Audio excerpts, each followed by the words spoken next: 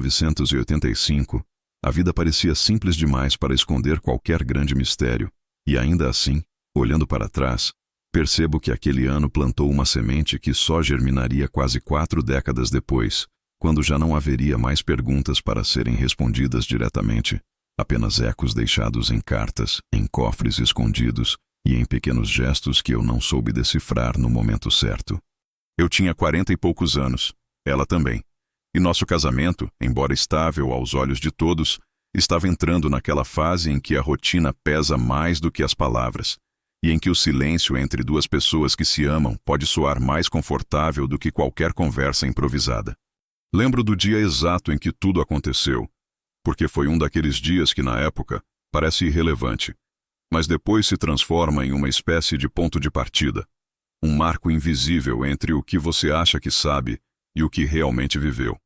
Estávamos sentados na varanda dos fundos da casa que mal conseguíamos pagar na época, bebendo café de bule de alumínio, rindo de bobagens, falando sobre a vida como se ela fosse infinita. E então ela olhou para mim daquele jeito que sempre me desconcertava, um misto de ironia, carinho e algo que hoje eu sei que era cálculo silencioso, e disse: "Se você conseguir viver comigo por 40 anos, eu vou te dar algo impossível." Ela disse como quem pede para passar o açúcar, com a naturalidade de uma piada doméstica. E eu ri porque era isso que eu fazia naquela época, rir das coisas que eu não entendia. Perguntei o que ela queria dizer com impossível, mas ela apenas balançou a cabeça, soprou o vapor do café e mudou de assunto, como se tivesse dito algo irrelevante, como se aquela frase tivesse escapado acidentalmente. Nunca mais voltamos a falar sobre isso. E sinceramente eu não imaginava que fosse importante. Ninguém vive pensando em promessas ditas no calor de um fim de tarde, especialmente quando o casamento ainda está no meio do caminho. Quando você acha que terá tempo de sobra para voltar a cada conversa, a cada detalhe, a cada palavra mal explicada. Mas ela sempre soube transformar simplicidades em correntes. Hoje eu entendo que aquela frase carregava mais camadas do que eu percebi.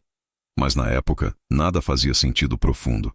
Eu simplesmente segui com a vida, com o trabalho, com as contas, com os planos, acreditando que viver ao lado dela seria tarefa para uma vida inteira, não uma aposta com prazo determinado. Agora, olhando para trás, percebo o quanto ela sempre foi uma mulher de intenções que se escondiam atrás de sorrisos. E o mais curioso é que eu nunca desconfiei. Nunca pensei que aquela mulher que dormia do meu lado guardava mais segredos do que segredos deveriam caber numa vida comum.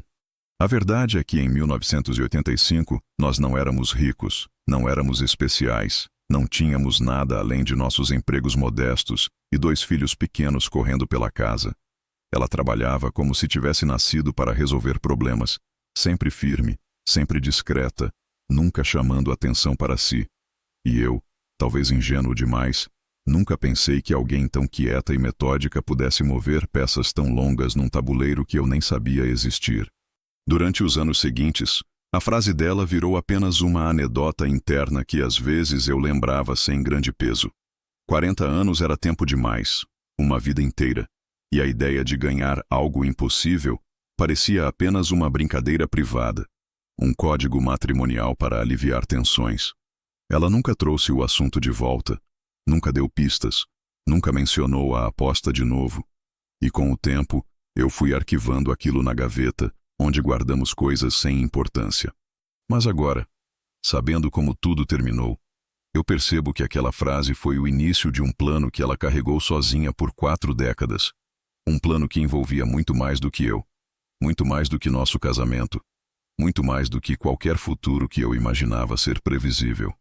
O que tornou aquela aposta ainda mais estranha em retrospecto foi o fato de que ela não era mulher dada a enigmas.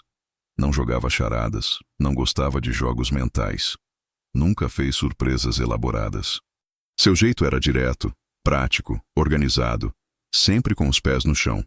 E mesmo assim, um dia, do nada, ela soltou aquela frase que agora percebo que nunca saiu da cabeça dela, mesmo quando saiu da minha. Às vezes penso se ela sabia, naquele exato momento, que não chegaria a ver o desfecho. Se aquela promessa, aquele algo impossível, Já estava planejado bem antes de ela mesma saber que morreria 5 anos antes de completar 40 anos exatos de casamento.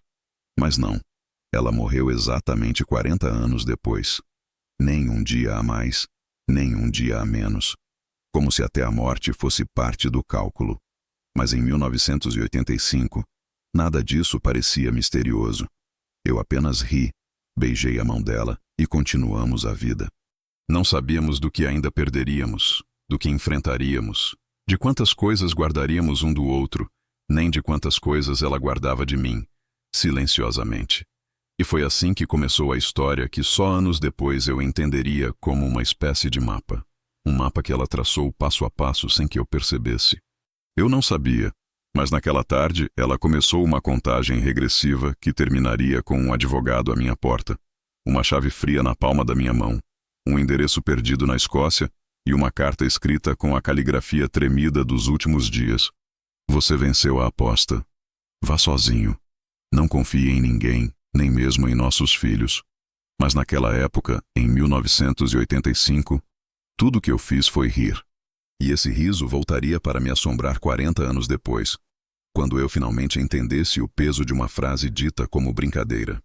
Durante os 40 anos que vieram depois daquela tarde de 1985, a vida se rearranjou ao nosso redor como um móvel pesado que você empurra alguns centímetros por dia sem perceber o quanto o ambiente mudou até olhar para trás e comparar com o que era. Não foi um amor feito de euforias, nem daqueles casamentos cinematográficos que sobrevivem a tragédias com discursos grandiosos. Foi um amor silencioso, quase teimoso, construído com rotinas, hábitos, pactos não ditos e uma espécie de respeito manso que só se aprende com o tempo. Eu acreditava que conhecia cada pedaço dela, cada gesto, cada manha, cada olhar que precedia uma irritação ou um riso. Mas com os anos percebi que havia um espaço dentro dela que eu nunca toquei. Um cômodo fechado que eu só teria a chave depois que ela morresse. A vida seguiu o fluxo comum. Nossos filhos cresceram, brigaram, voltaram, pediram dinheiro, saíram de casa, voltaram de novo, e cada retorno parecia diminuir um pouco a paciência dela, como se existisse ali uma matemática interna que eu desconhecia. Ela nunca foi de grandes demonstrações, mas era constante.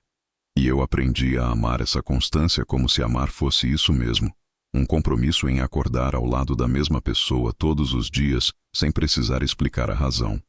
O que eu não percebi naquele tempo é que em meio a toda essa estabilidade, ela alimentava pequenos segredos, não sombrios, mas intencionais, como se estivesse preparando algo cuidadosamente, como quem monta um quebra-cabeça sem pressa, escondendo as peças principais de propósito para só revelar o desenho completo no momento exato. Eu me lembro de pequenos detalhes que na época não fizeram barulho, mas agora, revistos com a lente da saudade e da desconfiança, ganham um peso novo.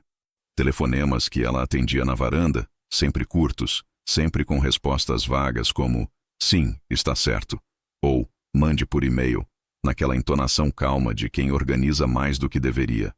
Viagens rápidas, justificadas por "fui ver sua irmã" ou "ajudei a prima com os papéis", mas que hoje me parecem mais longas do que eu realmente recordo, como se ela tivesse ido a lugares que não cabiam nas explicações que dava.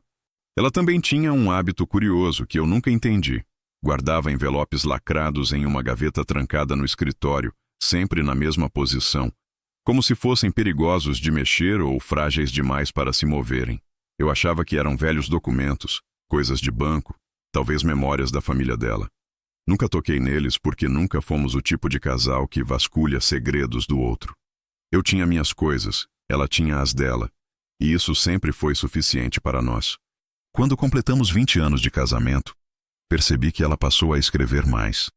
Não cartas para mim, nem recados domésticos, mas folhas soltas, cadernos novos que apareciam na estante, anotações que não continham listas de mercado ou datas de consultas, mas trechos desconexos, talvez pensamentos, talvez planos. Ela sempre fechava tudo assim que eu entrava no cômodo, como se tivesse medo de eu interpretar errado, embora nunca houvesse entre nós histórico de desconfiança. Ainda assim, ela escrevia como quem tenta deixar um mapa para alguém que não pediu por ele, Aos 30 anos de casamento, percebi que ela começou a falar menos dos nossos filhos e mais do futuro. Não um futuro nosso, mas um futuro meu. Muitas vezes, deitada ao meu lado, ela me dizia: "Você precisa aprender a fazer isso sozinho." Ou, "Um dia você vai entender por que deixei tudo organizado desse jeito." Na época, achei que fosse preocupação típica de quem envelhece, aquela mania de preparar o outro para uma viuvez que ninguém quer, mas que é inevitável para alguém. Nunca pensei que essas frases carregassem instruções reais, camadas de planejamento que eu só iria desvendar 40 anos depois, quando ela já não estivesse mais aqui para responder às perguntas. Também houveram épocas duras. Perdemos pessoas importantes, perdemos empregos, perdemos dinheiro. Eu enfrentei uma cirurgia complicada, ela enfrentou outra, e nesses momentos percebi que ela tinha uma força que eu nunca teria. Ela me segurava racionalmente, firme, sem desespero, como se já tivesse se preparado para tudo com antecedência. Era esse detalhe que sempre me intrigou. O preparo. Como se ela estivesse sempre alguns passos à frente da vida, como se previsse coisas que eu nem imaginava possíveis. Quando nossos filhos finalmente criaram asas e saíram da nossa casa pela última vez, ela mudou. Não para pior, não para melhor, mas para outro lugar. Passou a guardar pastas com datas, classificadas com precisão, com nomes que eu nunca tinha ouvido antes, advogados que eu não conhecia, cartas que ela recebia e guardava sem comentar. Perguntei algumas vezes, mas ela sorria, apertava minha mão e dizia: "Não se preocupe, quando chegar a hora você vai saber." Eu ria de volta, tentando acompanhar a leveza daquela resposta, mas havia algo no jeito como ela dizia isso que me dava da estranha sensação de que a hora já estava próxima, mesmo que nada indicasse perigo. Nos últimos 5 anos, ela ficou ainda mais silenciosa. E não era um silêncio desconfortável. Era um silêncio cheio de intenção, como se estivesse terminando alguma construção interna. Tinha dias em que a encontrava parada, olhando para uma parede específica da sala, como se calculasse medidas invisíveis. Outras vezes, ficava horas no computador, imprimindo documentos que depois desapareciam em pastas que ela movia de lugar, sem nunca deixar abertas. Quando perguntei o que tanto fazia, ela respondeu apenas: "Coisas que você ainda não entende." Nunca imaginei que essa frase seria literal. Em 2023, ela começou a guardar caixas trancadas no quarto de hóspedes, sempre fechadas, sempre marcadas com códigos simples: A, B, C. Eu tentava brincar, dizia que se ela estivesse planejando me deixar uma fortuna secreta, ao menos poderia me dar uma dica. Ela apenas ria daquele jeito que me confundia desde o início, um riso leve que parecia esconder algo muito mais sério. Quando a doença veio, silenciosa, rápida, devastadora, ela não lutou contra o tempo da maneira que as pessoas geralmente fazem. Aceitou tudo com uma calma que me feriu mais do que qualquer diagnóstico. Em seus últimos dias, ela segurou minha mão com força, mas em nenhum momento falou da aposta. Não explicou, não revelou, não pediu desculpas, não deu pistas. Apenas me olhou como quem olha para algo que já está decidido. Quando finalmente morreu, no início de 2024, 40 anos exatos depois daquela tarde na varanda, eu ainda não fazia ideia de que ela tinha deixado um caminho traçado para mim, um caminho que começaria apenas no momento em que um advogado batesse à minha porta, segurando uma chave antiga, um endereço na Escócia e uma carta escrita com a mesma caligrafia firme que ela usava quando escreveu pela primeira vez a frase que ainda ecoa: "Se você aguentar viver comigo por 40 anos, eu vou te dar." Algo impossível. 40 anos depois, a aposta finalmente começaria a se revelar. Quando ela morreu, a casa ficou tão silenciosa que parecia ter apagado a própria memória do som.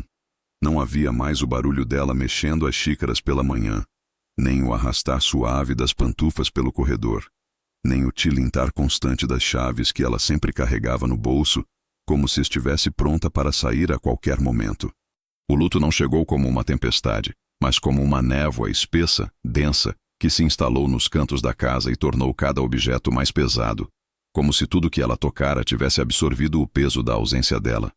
Eu passei semanas andando de um cômodo a outro como um homem que procura algo que perdeu, mas sem saber exatamente o que procura.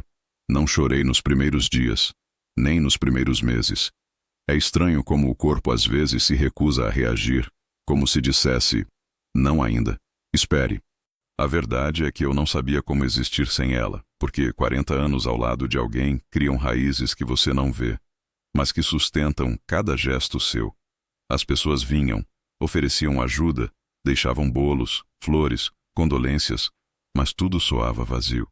Meus filhos tentavam me distrair com conversas sobre burocracia, inventário, seguro, contas bancárias, mas percebi desde o início que havia uma fome nos olhos deles, uma ansiedade implícita que eu tentava ignorar.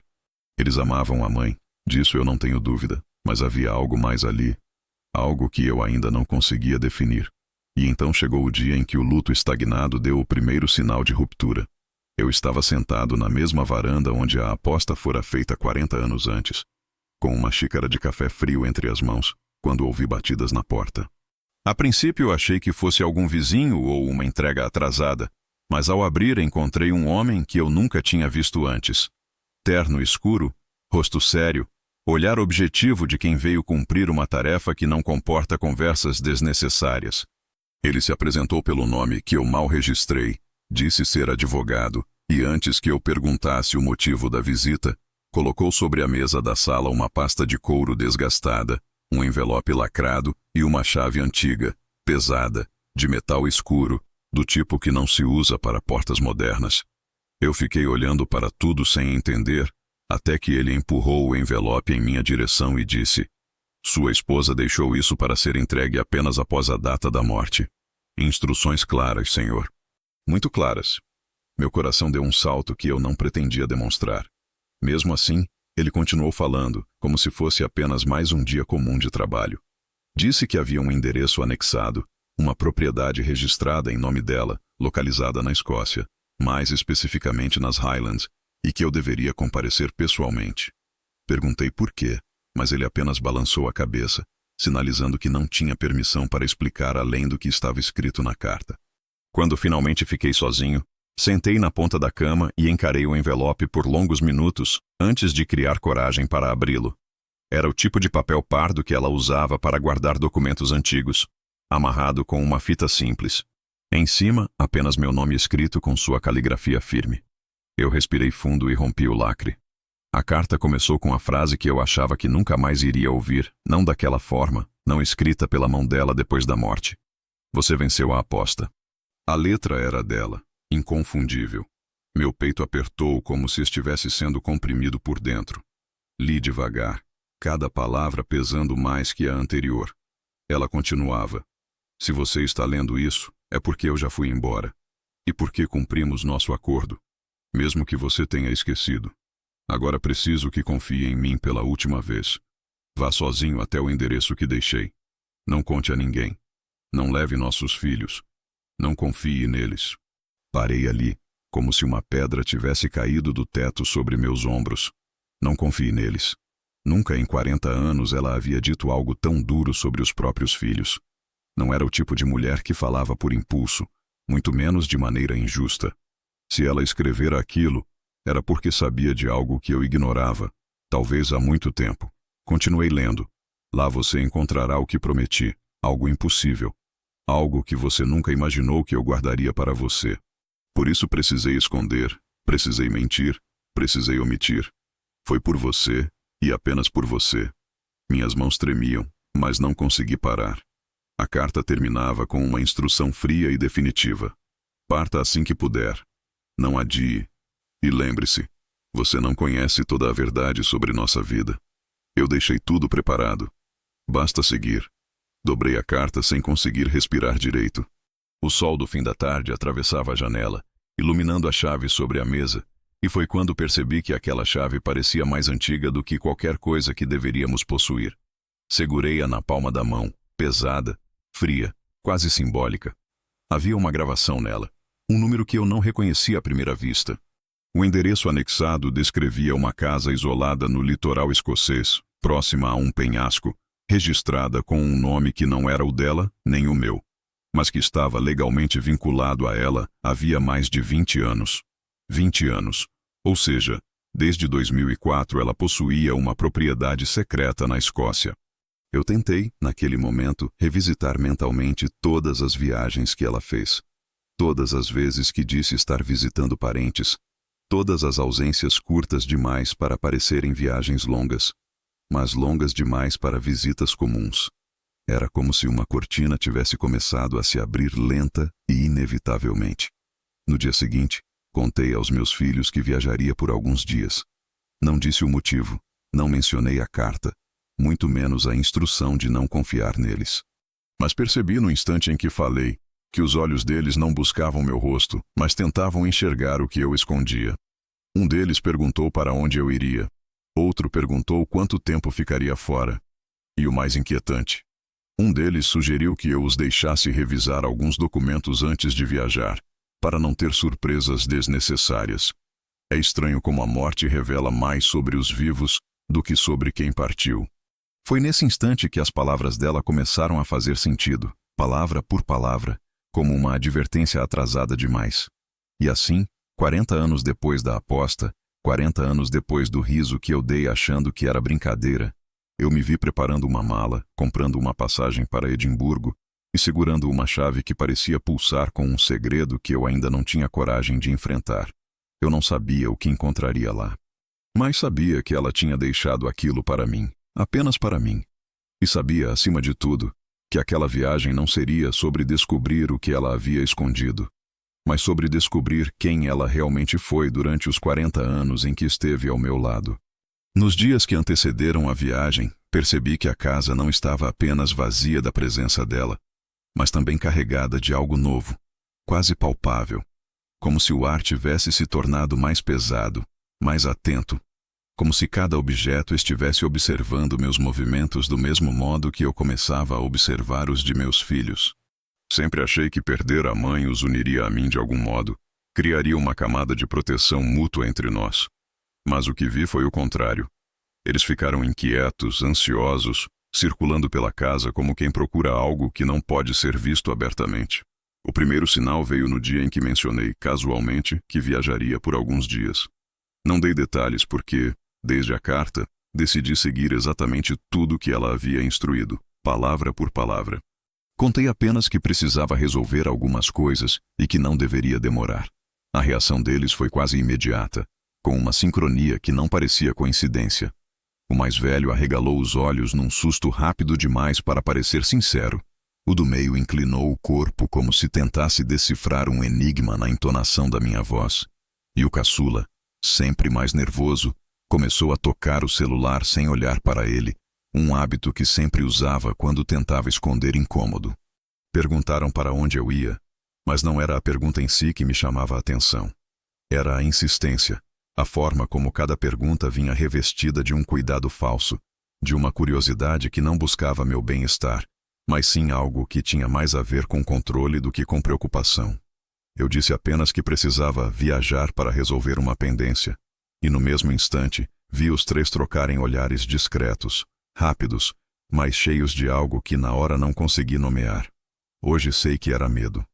Não por mim, não pela minha ausência, mas pelo que a morte da mãe poderia ter deixado para trás, e que de alguma maneira ainda estava fora do alcance deles. Nos dias seguintes começaram a aparecer perguntas que nunca existiram antes. O mais velho perguntou se eu precisava de ajuda para lidar com documentos dela, insinuando que algumas assinaturas poderiam não ter sido feitas corretamente. O do meio, que nunca demonstrou interesse por nada burocrático, ofereceu-se para organizar as pastas antigas dela. Uma oferta tão fora do padrão que soou como uma sirene. Já o caçula começou a vir à casa com mais frequência do que o habitual, sempre perguntando se eu precisava de companhia, sempre insistindo em ficar por perto, quase como se estivesse esperando o momento exato em que eu abriria a boca para revelar algo que eles desejavam ouvir. A carta dela ecoava na minha cabeça a cada frase que eles diziam. Não confie neles, não os leve, não conte nada. E pela primeira vez, desde que recebi as instruções, percebi que seguir essas palavras não era apenas um conselho, mas uma proteção. A primeira fissura real entre nós apareceu quando um deles, tentando parecer casual, perguntou se eu pretendia vender a casa. Não era uma pergunta sobre nostalgia, sobre memória ou sobre herança afetiva. Era uma pergunta prática, objetiva, quase urgente, como se o tempo estivesse contra eles e eu fosse a última peça de um jogo que estavam tentando mover às pressas. Respondi que não, e a expressão dele mudou de imediato, uma queda rápida no rosto, como se tivesse perdido uma oportunidade. Esse tipo de reação começou a se repetir mais vezes do que eu conseguia contar. Um dia, enquanto arrumava minha mala no quarto, ouvi passos no corredor e, ao sair, encontrei o do meio parado diante da porta do antigo escritório dela, segurando a maçaneta como se estivesse prestes a abri-lo. Ele nunca tinha demonstrado interesse por aquele cômodo. Quando me viu, fingiu ter se perdido na casa em que cresceu. Disse uma frase desconexa sobre procurar um casaco que tinha deixado ali anos atrás. Não acreditei, mas não confrontei. Apenas fechei a porta atrás de mim e percebi que ele ficou me observando enquanto eu caminhava para a cozinha, como alguém que tenta medir até onde pode ir sem ser notado. Naquela noite, o caçula apareceu aqui sem avisar, trazendo comida pronta, perguntando se eu precisava de ajuda com a mala, com a passagem, com o transporte. Foi quando percebi a gravidade do que estava acontecendo. Eles sabiam que havia algo, não sabiam o que, mas sentiam. E a ausência dela, ao invés de silenciar a tensão, parecia amplificá-la, como se todos os segredos que ela guardou por 40 anos estivessem finalmente começando a emergir pelas frestas. A fissura aumentou no momento em que o mais velho encontrou, por acaso ou por busca intencional, o envelope com a passagem para Edimburgo. Ele segurou o papel por tempo demais antes de me entregar, como se tentasse respirar as informações ali contidas. Perguntou por que eu iria tão longe. Perguntou se aquilo tinha a ver com a mãe. Perguntou se eu precisava de alguém comigo. Quando eu disse que viajaria sozinho, ele forçou um sorriso. Mas o sorriso não alcançou os olhos. Era o sorriso de quem percebe que está sendo deixado de fora. De alguma coisa grande. No dia seguinte, enquanto tomávamos café, o do meio trouxe à tona, quase sem pensar, uma frase que me fez congelar. A gente sabe que a mãe sempre foi muito organizada. Você encontrou alguma coisa que a gente deveria saber? O tom era leve, mas a intenção era clara. Eles estavam procurando por algo, e esse algo estava agora dentro da minha mala, dobrado com cuidado. Uma chave antiga, um endereço na Escócia e uma carta que dizia que eu não conhecia toda a verdade sobre a vida que vivi ao lado dela.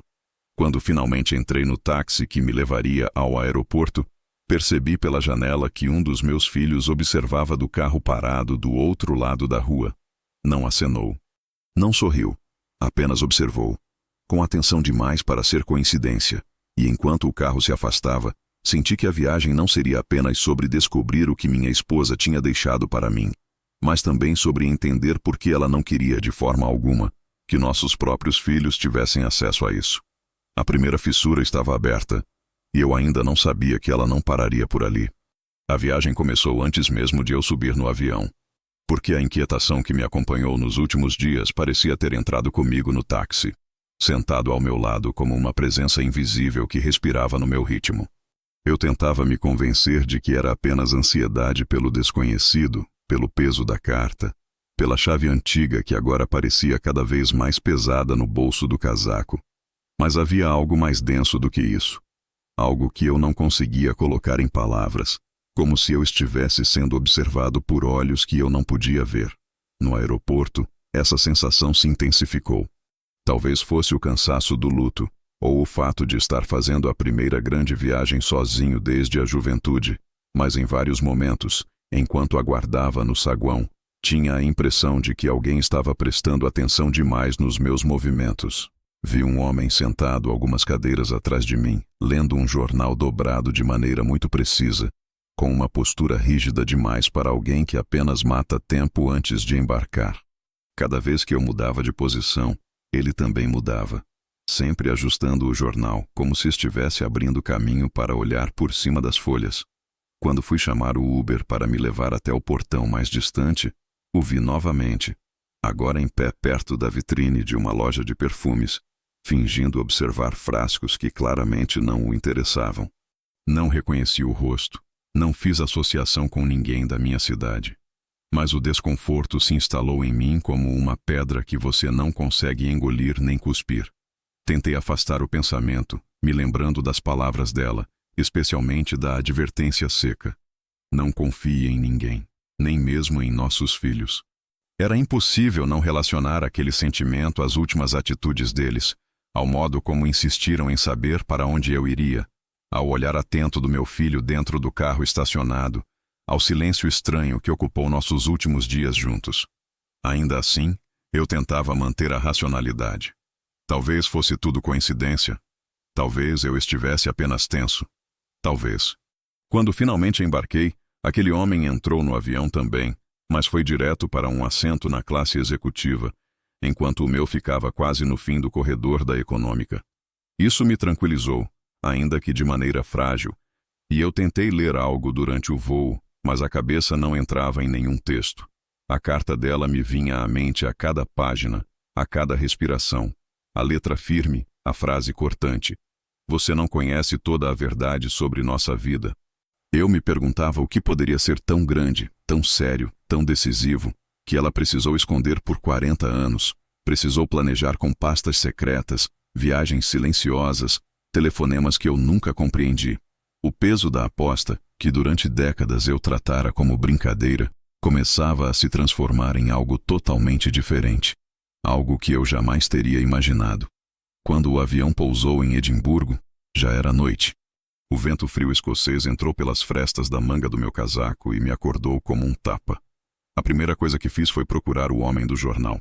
Ele havia desaparecido no momento em que as portas se abriram, como se tivesse derretido na multidão. Talvez eu realmente estivesse exagerando. Ou talvez não. Peguei minha mala na esteira e fui até a fila de táxis. Durante o trajeto até o hotel que eu havia reservado, percebi o motorista me olhando repetidas vezes pelo retrovisor. Mas dessa vez o incômodo veio apenas das minhas próprias suspeitas. Tentei respirar fundo e relaxar, mas minha mente estava alerta demais para isso. O hotel era simples, aconchegante, com carpete gasto e cheiro de madeira antiga, mas me pareceu acolhedor. A chave no bolso, entretanto, me lembrava que eu não estava ali para descansar.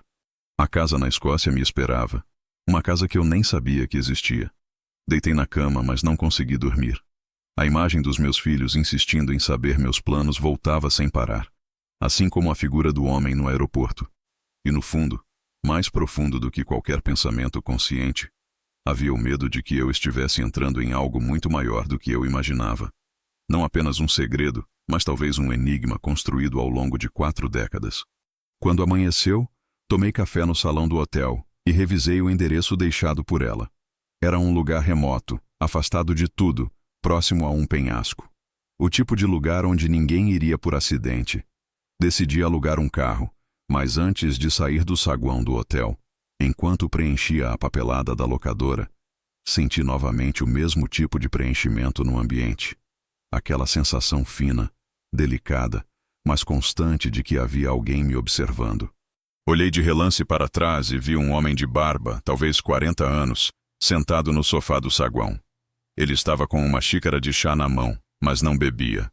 Apenas segurava, deixando o vapor subir enquanto me observava por cima da borda. Quando nossos olhos se encontraram, ele desviou rápido demais, como alguém que não deveria ter sido pego no ato. Não sei se era o mesmo homem do jornal, porque a barba mudava completamente a fisionomia, mas algo no olhar me trouxe a mesma sensação de alerta. Ignorei e segui para o estacionamento. A estrada até o litoral norte era longa, sinuosa, ladeada por campos verdes e encostas geladas, e enquanto dirigia, eu tentava organizar os pensamentos, mas era impossível. A carta, os filhos, o homem no aeroporto, o homem no hotel, a chave, o endereço, tudo parecia fazer parte de uma única engrenagem. Uma engrenagem montada por ela, talvez décadas antes, talvez desde o dia da aposta. Quando finalmente vi o mar à distância, o vento uivando contra o carro, entendi que eu estava perto. A casa aparecia no GPS como um ponto isolado no meio de uma vastidão cinzenta. E então a sensação de ser seguido atingiu seu auge. Um carro escuro, que eu juraria não ter visto antes na estrada, surgiu no retrovisor. Mantinha a distância exata, nem longe demais para desaparecer, nem perto demais para parecer coincidência. Eu não conseguia ver o rosto do motorista. O carro apenas seguia. Constante. Preciso. Como se estivesse esperando eu chegar ao destino para então se revelar. Apertei o volante com força e continuei. O penhasco estava a alguns quilômetros à frente. A casa dela também. E eu começava a perceber que aquela viagem não era apenas o cumprimento de uma última vontade. Era o início de algo que ela planejou com cuidado absoluto. Talvez para me proteger. Talvez para me revelar uma verdade que eu nunca teria descoberto sozinho. Uma verdade que alguém, ou mais de alguém, parecia disposto a encontrar antes de mim. E quando virei a última curva e vi a casa surgir no alto, solitária, antiga e intacta, soube que a parte mais difícil da aposta estava apenas começando. A casa surgiu diante de mim como uma aparição antiga demais para pertencer ao presente. Uma estrutura de pedra escura fincada na beira do penhasco como se fosse parte da própria rocha, como se tivesse sido moldada pelo vento e pela água ao longo de séculos. Não era uma casa acolhedora, nem convidativa. Havia algo nela que lembrava um guardião silencioso, um lugar construído para proteger mais do que abrigar, como se sua função primordial fosse esconder algo do mundo, e não receber visitas. Desci do carro com o vento cortando meu rosto, as rajadas empurrando meu casaco como mãos impacientes, e por um instante fiquei apenas parado, observando a porta de madeira maciça que parecia intransponível, marcada por ferragens antigas que combinavam perfeitamente com a chave que eu carregara desde o Brasil. O carro que vinha atrás de mim havia desaparecido na última curva como se nunca tivesse existido, e mesmo assim eu continuava sentindo que havia olhos invisíveis pousados nas minhas costas. Respirei fundo, tentando acalmar o coração que pulsava rápido demais, e caminhei em direção à porta, sentindo as pedras irregulares do caminho vibrarem sob meus passos. A chave pesava no bolso como se tivesse vida própria, como se estivesse prestes a revelar um segredo que ela mesma guardara por muito tempo. Quando a retirei, segurando-a com cuidado, notei algo que não havia percebido antes. Uma pequena inscrição na lateral, quase imperceptível. Não era um número nem uma palavra legível, mas uma espécie de símbolo gravado com precisão artesanal, semelhante aos desenhos antigos que aparecem em livros sobre clãs escoceses. Ela sabia. Ela sempre soube que algum dia eu estaria aqui, segurando aquela chave como um prolongamento da mão dela, abrindo uma porta que só existia porque ela cuidou para que existisse. Coloquei a chave na fechadura com cautela, e o metal antigo girou com uma suavidade surpreendente, como se estivesse esperando por mim. A porta se abriu devagar, rangendo de um jeito profundo, quase melancólico, e o cheiro que escapou de dentro não era de mofo ou abandono. Era de madeira antiga, preservada, como se a casa estivesse sendo cuidada, apesar de ninguém morar ali. Entrei, fechando a porta atrás de mim, e a primeira coisa que notei foi que tudo estava impecavelmente organizado. Não havia poeira sobre os móveis, não havia teias de aranha nas quinas, não havia sinal de infiltração ou desgaste severo. Era como se alguém tivesse estado ali há pouco tempo. Um arrepio percorreu minhas costas. Caminhei lentamente, absorvendo cada detalhe. A sala principal tinha uma lareira de pedra com lenha empilhada ao lado, como se alguém pretendesse acender o fogo naquela mesma noite. Havia um tapete espesso cobrindo parte do piso de madeira, e sobre a parede, quadros emoldurados com imagens de paisagens da própria região. Colinas, o mar revolto, um farol distante. Mas o que realmente chamou minha atenção foi um objeto simples sobre uma mesa de canto. Uma moldura de madeira clara, com uma foto minha, jovem, tirada em algum momento do nosso primeiro ano de casamento. A foto estava limpa, sem poeira, colocada exatamente no centro da mesa, como se ela tivesse estado ali há minutos. Era impossível não sentir o choque daquilo. Minha esposa, que nunca demonstrou apego a fotografias, que raramente expunha lembranças do passado, havia colocado uma foto minha, sozinha, numa casa secreta na Escócia. E eu não fazia ideia do porquê. Continuei explorando a casa, abrindo portas com cuidado, sempre esperando encontrar algo que denunciasse a presença recente de outra pessoa. Mas tudo estava silencioso, ordenado, quase ritualístico. A cozinha tinha talheres organizados em gavetas, panelas penduradas e até mesmo um conjunto de xícaras idênticas às que ela usava no Brasil, como se tivesse replicado parte da nossa vida ali, longe dos olhos de todos.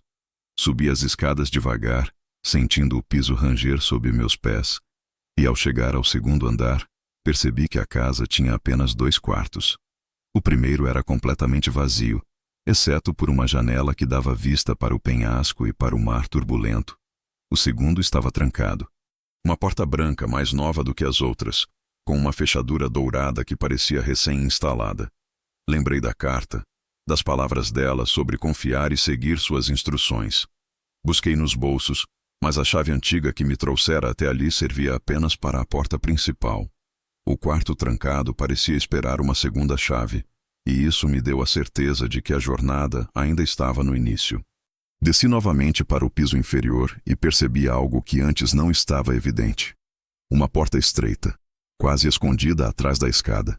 Era menor que uma porta comum, e a maçaneta antiga estava gasta, como se tivesse sido usada muitas vezes. Quando a abri, uma escada descia para um porão. Luz alguma entrava lá, e o ar tinha cheiro de pedra fria e profundidade.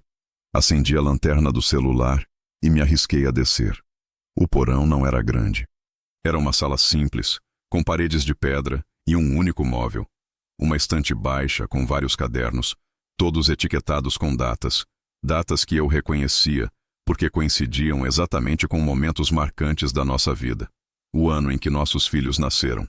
O ano em que perdemos nossa casa e nos mudamos para um apartamento pequeno. O ano em que eu fiquei doente. O ano em que ela viajou para visitar parentes. E então, um volume sem data, apenas marcado com 2 iniciais que nunca vi associadas ao nome dela. A. M. Peguei o caderno, sentindo o peso do couro envelhecido, e o abri.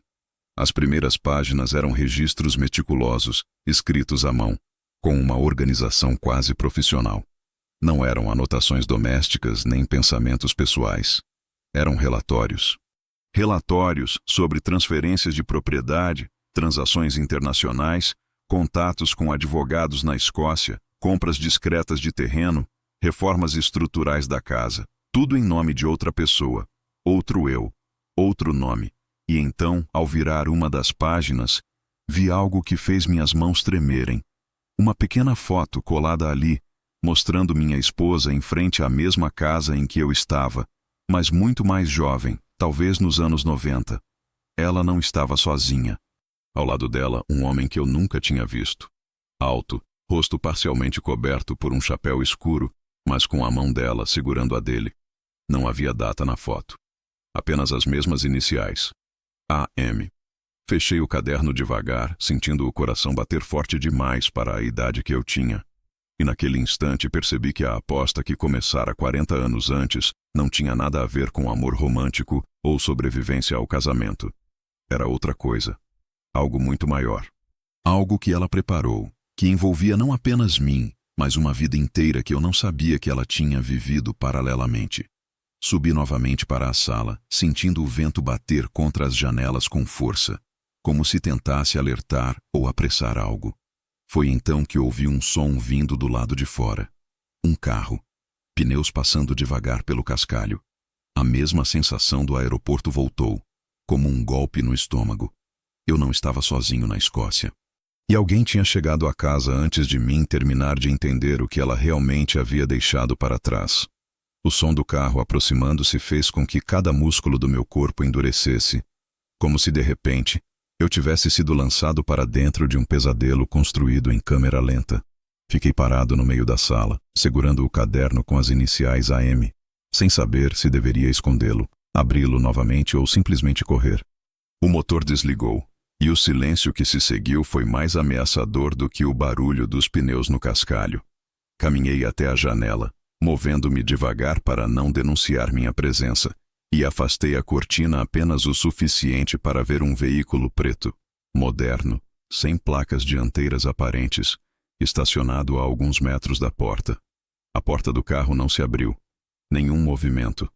Apenas aquele objeto escuro, parado, como um animal à espreita. Fechei a cortina com cuidado e forcei meu corpo a respirar, lembrando-me das palavras dela. Vá sozinho. Não confie em ninguém. Era evidente que ela sabia que algo assim aconteceria. E se ela sabia, então a casa tinha mais do que segredos arquitetônicos. Ela tinha propósitos, caminhos, pontos de fuga, lugares pensados para proteger ou esconder. Caminhei até a porta do porão novamente, descendo as escadas devagar, guiado pela lanterna do celular. O porão parecia ainda mais frio do que antes, como se tivesse absorvido a mudança na atmosfera exterior. Coloquei o caderno sobre a mesa improvisada e olhei novamente para a estante. Os cadernos etiquetados com datas contavam uma história paralela da nossa vida, escrita com cuidado e método, como se cada ano fosse um capítulo que eu desconhecia. Mas foi algo na parede ao fundo que chamou a minha atenção. Uma pequena diferença no tom das pedras, quase imperceptível, mas presente. Aproximei-me devagar, batendo com os dedos nas pedras frias, e percebi um som oco em uma delas, como se houvesse um espaço vazio atrás. Examinei o contorno e notei que a pedra parecia ter sido recolocada recentemente. Passei a mão ao redor dela e encontrei um rebaixo pequeno, no formato exato da chave antiga que abrira a porta da casa. Sem pensar duas vezes, encaixei a chave e girei. A pedra se deslocou para trás com um clique suave, revelando uma cavidade escura e, dentro dela, um cofre metálico preso ao concreto por barras reforçadas. Um cofre. Um cofre escondido há anos, talvez décadas. Com mãos trêmulas procurei por algo que pudesse abri-lo. Não havia chave, mas na superfície havia um pequeno visor digital, antigo, com luz fraca, que ativou assim que toquei. Ele pedia um código. Apenas 4 dígitos. Pensei em datas importantes. Nosso aniversário de casamento. Datas de nascimento dos filhos. A data da aposta. Nada parecia se encaixar imediatamente. Mas então lembrei que, no caderno que eu segurara alguns minutos antes, várias páginas estavam marcadas com códigos. Letras. Siglas. Inicialmente eu achara que eram referências de transações, mas agora não tinha certeza. Subi de volta para a sala, peguei o caderno e desci novamente, ouvindo o vento bater contra as janelas como se tentasse arrancá-las. Havia uma anotação repetida várias vezes ao longo de diferentes anos. 2085. Era um número que não combinava com nada da nossa vida. Um ano que nenhum de nós veria. Um ano que não pertencia ao passado. Tentei colocá-lo no cofre. O teclado piscou. A luz mudou de cor. E então, o cofre se abriu com um tranco curto, liberando uma lufada de ar estagnado. Dentro dele, havia uma caixa de madeira escura, talhada à mão, com detalhes que lembravam símbolos celtas. Toquei a tampa devagar, sentindo os relevos sob os dedos, e por um instante tudo pareceu congelar, como se a casa, o chão, o vento, o mundo inteiro estivesse prendendo a respiração comigo. Abri a caixa. Dentro havia documentos organizados em pastas impermeáveis, todas identificadas com etiquetas tão precisas quanto as dos cadernos, mas estas tinham símbolos que eu nunca tinha visto. Havia também um passaporte, não o dela, não o meu, mas de uma mulher com outro nome, muito parecido com o dela. A foto mostrava minha esposa anos mais jovem, cabelo mais curto, expressão firme. O sobrenome, porém, estava diferente. Ao lado do passaporte, havia contratos imobiliários que comprovavam que a casa fora adquirida por essa outra identidade, mais de 20 anos antes. Havia extratos bancários de contas em bancos internacionais, somas que eu jamais imaginei que ela pudesse ter movimentado. E mais estranho ainda, depósitos mensais feitos por uma empresa que não constava em lugar nenhum da nossa vida conhecida, como se ela tivesse tido um trabalho secreto que jamais mencionou. Havia também cartas, algumas seladas, outras abertas, escritas em inglês, francês e alemão. Nenhuma era dirigida a mim. Todas pareciam pertencer à vida dessa outra mulher que ela foi. E então encontrei algo que fez meu sangue gelar. Uma pasta marcada com o nome dos nossos filhos. Abri devagar, temendo o que encontraria, e vi relatórios financeiros, cópias de contratos assinados por eles nos últimos anos, documentos de empréstimos, dívidas, falências pessoais que nenhum deles tivera coragem de me contar. E entre esses documentos, uma carta dela destinada a mim. Uma carta que dizia: eu sempre soube que eles poderiam ser uma ameaça ou uma salvação. Tudo depende do que o tempo faz com a ambição de um filho. Há coisas que você não sabe, que eu nunca quis que soubesse enquanto eu estava viva. Eles fizeram escolhas que não me deixaram outra opção senão protegê-lo. Não do mundo, deles. Sentei-me no chão, o cofre aberto ao meu lado, a carta tremendo nas minhas mãos, e pela primeira vez senti que a verdade começava a tomar forma, mas de maneira tão fragmentada que apenas aumentava minhas dúvidas. Minha esposa tinha vivido uma vida dupla. Tinha se preparado por décadas para minha chegada àquela casa. Sabia o que nossos filhos se tornariam. E ainda assim, me amou de um jeito que nunca denunciou nenhum dos segredos que agora estavam espalhados diante de mim. Quando fechei a tampa do cofre e me levantei, ouvi novamente o som do carro do lado de fora. Mas desta vez, a porta do carro abriu, e passos se aproximaram da casa, lentos, calculados, como se quem estivesse lá fora soubesse exatamente o que estava fazendo. Eu não estava mais sozinho com os segredos dela, e a verdade parcial que eu havia descoberto era apenas o primeiro fragmento de algo muito maior, algo que ela ainda não estava pronta para revelar completamente, mesmo depois da morte. Os passos do lado de fora eram lentos, arrastados, como se a pessoa que se aproximava soubesse exatamente onde pisar para ser ouvida, mas não o suficiente para parecer uma ameaça direta. Eu permaneci parado no meio da sala, ainda com a carta dela nas mãos, o coração batendo num ritmo irregular, tentando decidir se deveria me esconder, enfrentar quem vinha ou simplesmente esperar que tudo se esclarecesse sozinho, como se segredos acumulados por 40 anos pudessem se desfazer com um gesto simples. O vento bateu forte contra a janela, empurrando as cortinas para dentro, e naquele instante percebi que estava tropeçando entre o medo e a incredulidade, preso num labirinto em que cada revelação era apenas a porta para mais uma camada de mistério. Quando a batida na porta finalmente veio, não foi agressiva. Foi ritmada, firme. Um som que eu reconheceria mesmo sem estar preparado para recebê-lo. Eram eles, meus filhos. Eu soube antes mesmo de abrir, porque havia naquele ritmo a impaciência familiar, a urgência que sempre carregaram desde que eram pequenos, cada um à sua maneira. O mais velho sempre batia com força demais. O do meio tinha o hábito de bater e esperar sem repetir o gesto. O caçula, quando nervoso, batia de modo irregular, como se a própria mão tremesse. A batida que ouvi era justamente essa. Irregular, ansiosa. Como se ele não tivesse certeza se eu abriria a porta. Respirei fundo. Escondi a carta no bolso interno do casaco, fechei a porta do porão com firmeza e caminhei até a entrada, cada passo ecoando como se a casa estivesse me alertando para não fazer aquilo. Quando abri, encontrei os três juntos, algo raro demais para não ter motivo. Eles não vinham como filhos visitando um pai viajante. Vinham como homens que tinham uma missão. O vento gelado batia nos rostos deles, deixando seus olhos estreitos, mas a primeira coisa que notei não foi o frio, foi a desconfiança. Eles me olharam como alguém que tenta resolver um quebra-cabeça com peças faltando, e naquele instante percebi que tinham vindo preparados para descobrir o que eu tentava esconder. Pai, podemos entrar? O mais velho perguntou, mas a frase não era realmente uma pergunta. Era uma tentativa de cruzar a barreira antes que eu pudesse recusá-la.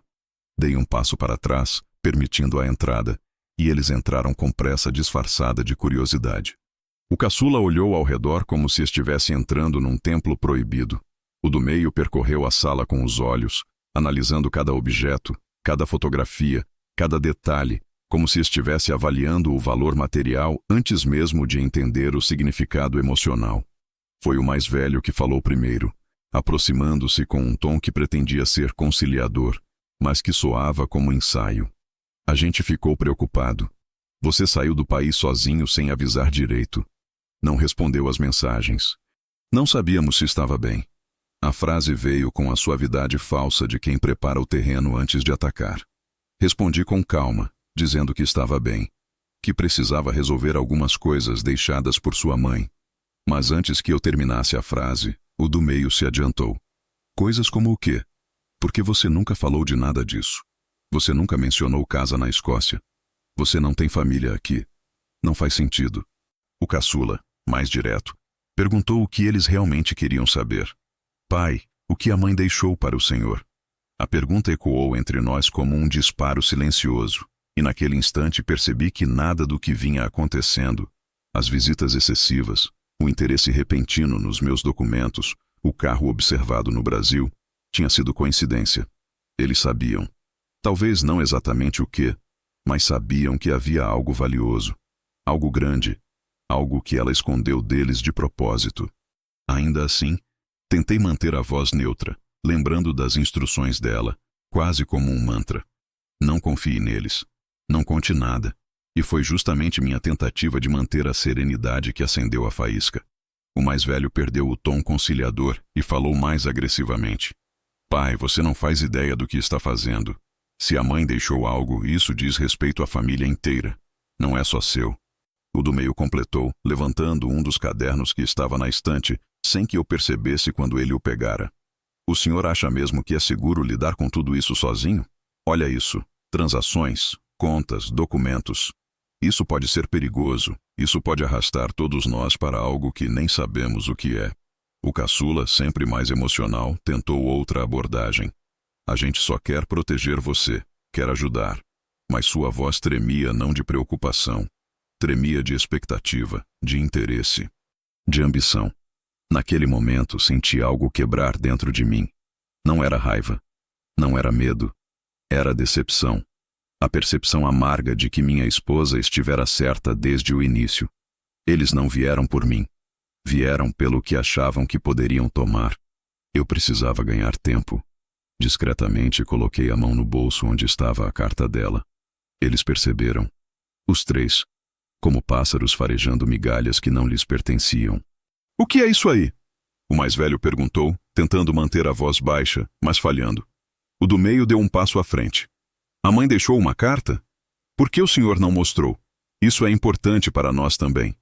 O caçula tentou ver o bolso, inclinando-se como se pudesse alcançar a verdade pelos olhos. E foi ali, no instante em que os três avançavam em uníssono, não fisicamente, mas moralmente, que algo em mim mudou. A sala parecia menor. O vento batia mais forte na janela. A casa inteira parecia observar aquela cena, como se estivesse testemunhando exatamente aquilo que minha esposa previra. Eu respirei fundo, dei um passo para trás, e falei a única coisa que sabia ser verdadeira. Essa carta é para mim. Só para mim. E eu vou seguir o que ela pediu. O silêncio que se seguiu foi o mais pesado da minha vida. O mais velho fechou a mão, tenso. O do meio cerrou os dentes. O caçula desviou o olhar, como quem esconde culpa. E então o mais velho disse a frase que quebrou qualquer ilusão restante. Se o senhor acha que pode esconder isso de nós, está enganado. Não vamos sair daqui até saber o que tem nessa casa. Eles avançaram um passo. E naquele instante, eu também avancei. Não fisicamente, mas finalmente aceitando a verdade que eu não queria enxergar. Meus filhos não tinham vindo me proteger. Tinham vindo me vigiar, me pressionar, me cercar. E talvez, se fosse preciso, me tomar aquilo que minha esposa dedicou 40 anos para deixar apenas para mim. A primeira fissura estava aberta. A segunda acabava de partir a família ao meio. A presença dos meus filhos naquela casa, cercando-me com olhares que já não reconheciam em mim o pai, mas sim uma barreira entre eles e algo que julgavam merecer, fez com que a realidade finalmente se ajustasse em seu eixo definitivo. Por décadas, eu vivia acreditando que conhecia aquela mulher com quem dividia a cama, os problemas, as contas, as alegrias e as derrotas. Mas naquele instante, enquanto via meus próprios filhos transformarem-se em estranhos diante de mim, compreendi que a maior estranha de todas sempre fora ela, não por falta de amor, mas por excesso de segredos. Eles insistiam, pressionavam, falavam ao mesmo tempo, queriam ver os documentos, queriam saber o que eu escondia no bolso do casaco. Queriam abrir portas, gavetas, pastas, como se tivessem algum direito imposto pela força do sangue. O mais velho avançou mais perto, exigindo que eu entregasse a carta, afirmando que eu estava velho demais para lidar sozinho com algo tão complexo. O do meio sugeriu que, se eu não colaborasse, eles revistariam a casa por conta própria, e o caçula, com a voz fraca mas a intenção nítida, disse que não podemos permitir que você tome decisões que afetem todos nós sem consultar ninguém. O absurdo daquela frase caiu sobre mim como uma pedra. A vida inteira eu fui consultado apenas quando eles precisavam de algo: dinheiro, ajuda, abrigo. Nunca quando se tratava de suas próprias decisões. Mas agora, diante de algo que nem sabiam o que era, tentavam reivindicar um controle que nunca me concederam. Algo dentro de mim endureceu. Saí de perto deles, recuando para a porta do porão. Eles me seguiram, mas antes que pudessem descer atrás de mim, virei o corpo e disse com firmeza que não entrariam ali. O tom da minha voz, mais duro do que eu imaginava ser capaz, os surpreendeu. O mais velho tentou argumentar, mas eu fechei a porta do porão e tranquei com a chave que estava na fechadura interna. Ouvi os três debatendo, caminhando pelo piso de madeira como predadores inquietos. E eu desci. O porão parecia ainda mais frio agora, como se a casa tivesse absorvido toda a tensão da superfície. Sentei-me diante do cofre aberto e peguei novamente a caixa de madeira. Havia ainda documentos que eu não tinha analisado com calma. Entre eles, encontrei um envelope selado, com meu nome escrito com a caligrafia dela, mas ao contrário da carta inicial, este parecia mais antigo, como se tivesse sido escrito muitos anos antes de sua morte. O lacre de cera tinha o mesmo símbolo encontrado na chave e nas pastas.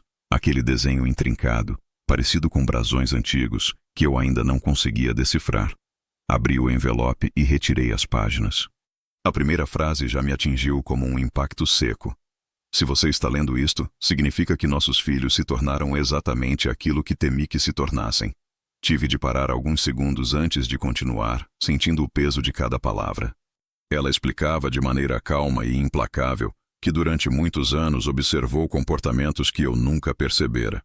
Pequenas mentiras, pedidos de dinheiro que não se destinavam ao que diziam, manipulações silenciosas entre eles, disputas veladas por atenção e controle. Ela dizia que tentou conversar comigo diversas vezes, mas recuou quando percebeu que eu não estava preparado para enxergar a verdade, e que me proteger de uma realidade assim só seria possível se ela tomasse medidas sozinha. Continuava explicando que, ao longo dos anos, nossos filhos se afastaram não por falta de amor, mas por excesso de ambição, uma ambição que ela temia que pudesse se voltar contra mim no futuro, quando ela não estivesse mais presente. Ela citava episódios que eu lembrava apenas como brigas domésticas comuns, pequenos conflitos juvenis que agora ganhavam novas interpretações. Dinheiro desaparecido de uma conta em que só ela e o mais velho tinham acesso. Objetos vendidos por um dos meninos quando ainda era adolescente. Favores que eu havia feito, acreditando serem temporários, mas que se transformaram em dependência permanente.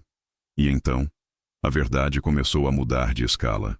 A carta dizia que ela descobrira, ainda nos anos 90, que nossos filhos haviam contratado empréstimos usando nosso nome, que falsificaram assinaturas quando eram jovens adultos, que ocultaram dívidas e culparam terceiros. Ela nunca me contou porque sabia que isso teria destruído nossa relação com eles, e acreditava que, enquanto estivesse viva, seria capaz de controlar os danos. Mas quando percebeu que sua saúde se deteriorava e que não viveria o suficiente para garantir minha segurança emocional e financeira, decidiu criar um plano que me deixaria protegido, não apenas dos credores, não apenas de empresas obscuras, mas dos próprios filhos, caso eles algum dia tentassem usar minha vulnerabilidade para benefício próprio. A propriedade na Escócia fazia parte desse plano. Ela explicou que, ao assumir a identidade alternativa registrada em documentos dentro do cofre, conseguiu comprar a casa sem que ninguém no Brasil ou nos bancos tivesse conhecimento. Disse que vivera ali por períodos curtos ao longo de muitos anos, organizando tudo, transformando a casa numa espécie de refúgio e também num cofre gigante de informações. Informações que agora eu estava acessando pela primeira vez. A carta também falava do homem da fotografia encontrada no caderno de capa marcada AM. Ela revelava que aquele homem não era amante, nem amigo íntimo, mas um advogado escocês especializado em propriedades sigilosas e proteção patrimonial. Ele a ajudara a criar a identidade paralela, a estabelecer as contas bancárias e a construir um sistema de segurança que só eu poderia acessar após sua morte. Disse que confiava nele porque ele não devia nada a ninguém no Brasil, nem a banqueiros, nem a políticos, nem aos nossos filhos. Ao ler isso, senti algo dentro de mim desmontar lentamente. Era uma sensação complexa, quase contraditória. Parte alívio por saber que ela nunca tivera outro amor, Parte tristeza por perceber o tamanho do fardo que carregou sozinha.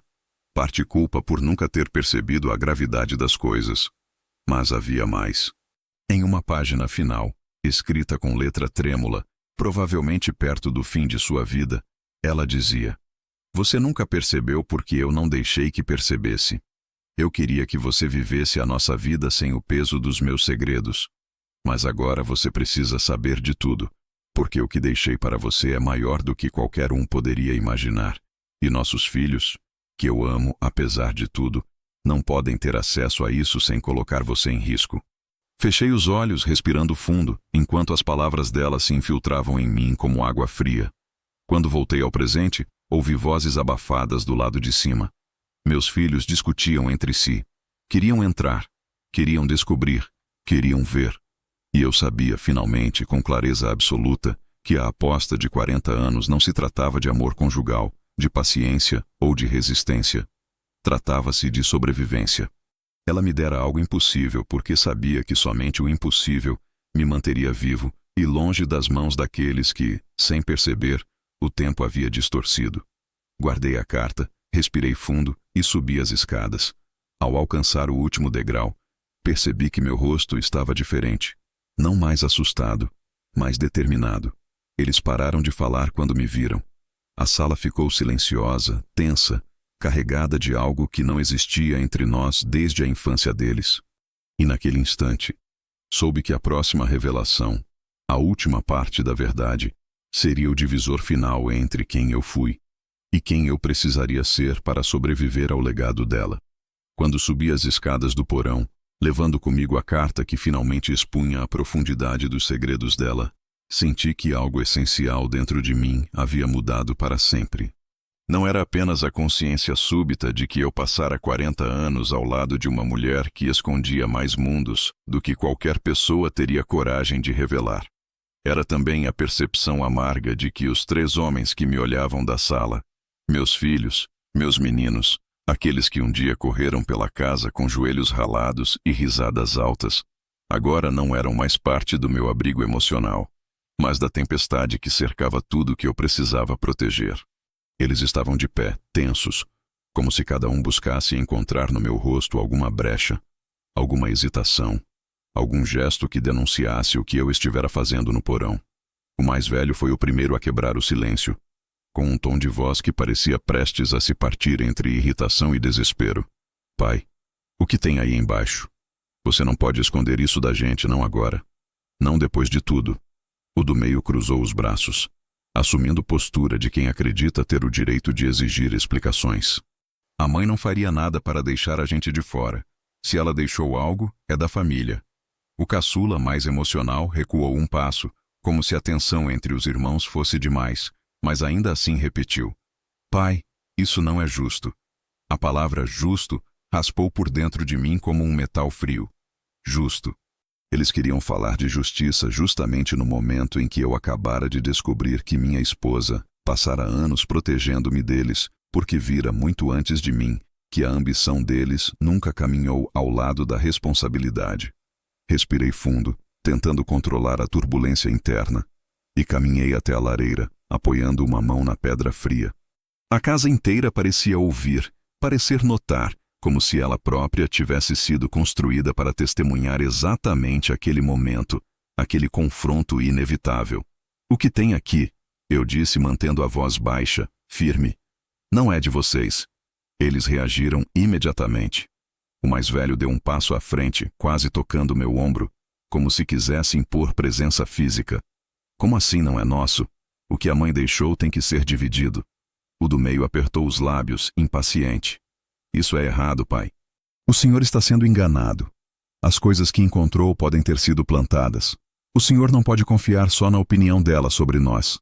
O caçula murmurou algo como: "A gente só quer te ajudar." Mas nenhum deles tinha a postura de quem quer ajudar. Tinham a postura de quem quer impedir, de quem quer tomar. Eu percebi naquele instante que não havia mais como manter a fachada.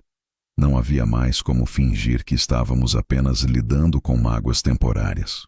A carta dela, os documentos, o cofre, a identidade paralela, a casa comprada secretamente, os símbolos repetidos, Tudo apontava para um fato que eu não podia evitar. Ela tinha previsto este exato momento e tinha deixado instruções. Tirei a carta do bolso, mas não a mostrei para eles. Aproximei-a do peito, protegendo-a como quem protege o último pedaço de uma vida que não existe mais. Ela deixou muita coisa sim, eu disse, e vi os olhos deles se acenderem, não com saudade, mas com avidez. Mas deixou apenas para mim. O silêncio que se instalou era tão tenso que parecia puxar o ar para longe das nossas bocas. O mais velho perdeu o controle antes dos outros. Você não pode fazer isso. É irracional. Você está velho, vulnerável, veio sozinho para um lugar desses e não faz ideia do que está acontecendo. A gente não vai deixar. O do meio aproximou-se também, e pela primeira vez, sua expressão não parecia apenas preocupada, mas perigosa. Se o senhor está envolvido numa situação legal complicada, nós temos o direito de saber. Nós podemos resolver. Nós podemos administrar tudo. O caçula deu um passo atrás, mas seus olhos estavam grudados na carta, como se pudesse vê-la através do envelope dobrado. E então tudo ficou claro para mim. Eles não estavam ali por mim. Eles estavam ali, apesar de mim. E naquele instante o verdadeiro peso da aposta caiu sobre mim não como revelação, mas como responsabilidade. A aposta nunca foi sobre amor. Foi sobre preparo, sobre sobrevivência, sobre discernimento, sobre saber quem eu era diante de uma verdade desconfortável. E então, com a calma mais estranha que já experimentei, falei a frase que marcou a linha definitiva entre nós. Vocês não têm direito a nada aqui. A reação foi imediata. O mais velho explodiu num discurso sobre direitos legais, família, bens, assinaturas. O do meio ameaçou chamar advogados, envolver o consulado, alegar incapacidade minha. O caçula pediu que eu me acalmasse, mas sua voz falhava porque ele sabia, no fundo, que nada ali era deles, e nunca fora. Enquanto eles falavam, algo dentro de mim emergiu com força nova. Não era raiva, era clareza. O chão parecia firme sob meus pés pela primeira vez desde que ela morreu. Eu estava exatamente onde ela queria que eu estivesse. Preparado, atento, pronto para escolher. Quando eles finalmente se calaram, deixei a carta repousar sobre a mesa e caminhei até a escada que levava ao segundo andar. No último degrau, virei-me para olhar os três, e naquele instante percebi que não eram mais meninos perdidos tentando entender o mundo. Eram homens tentando controlar aquilo que não lhes pertencia. Vocês precisam ir embora agora, eu disse, e a casa pareceu repetir o comando nas paredes, nos vidros, nas madeiras envelhecidas. Eles protestaram, claro, insistiram. O mais velho chegou a tentar bloquear o caminho até a porta. Mas algo na minha postura, talvez o peso visível da verdade recém-descoberta, talvez o eco implícito da presença dela ainda pairando no ambiente, fez com que hesitassem. Quando abriram a porta para ir embora, o vento uivou mais forte do que antes, como se expulsasse aquilo que não pertencia à casa. Eles desceram pelo caminho de cascalho sem olhar para trás. E eu fiquei observando até que o carro preto que os trouxera desaparecesse na curva. Só então voltei para dentro. A casa estava silenciosa. Silenciosa de um modo que parecia atento, não vazio. Voltei à mesa, abri a carta mais uma vez e li a última linha. Uma linha que eu não havia percebido na primeira leitura, talvez porque não era para ser lida enquanto eu ainda estivesse dividido entre amor e medo. Ela escreveu: "O impossível que prometi é você entender quem sempre foi e finalmente viver longe de quem nunca te mereceu." Ao terminar de ler, percebi que havia mais. No fundo do envelope, colada com fita antiga, estava uma segunda chave. Pequena, brilhante, moderna, diferente da chave de ferro que abrira a casa. Ao lado dela, um bilhete curto. "Abra somente quando estiver sozinho, quando já tiver escolhido." E ali eu estava, sozinho, e finalmente escolhido.